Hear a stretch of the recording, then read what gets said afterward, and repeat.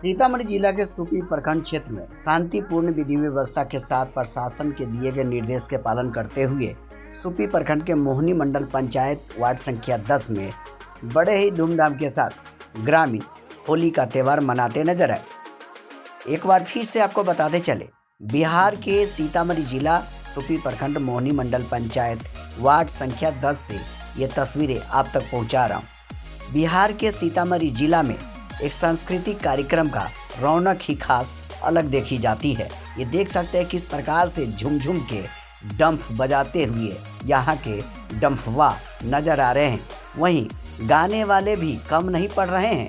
वहीं होली गाने वाले के अंदर भी एक खास जुनून देखा जा रहा है और वहीं पे झाल बजाते हुए ग्राम के मंडली आप देख सकते हैं किस प्रकार से झूमते गाते नजर आ रहे हैं। सीतामढ़ी जिला से ये तस्वीर आप तक पहुंचा रहा हूं। इसे ज़्यादा से ज़्यादा शेयर करें और बिहार के सीतामढ़ी जिला के होली आपको कैसा लगा कमेंट में ज़रूर लिखें।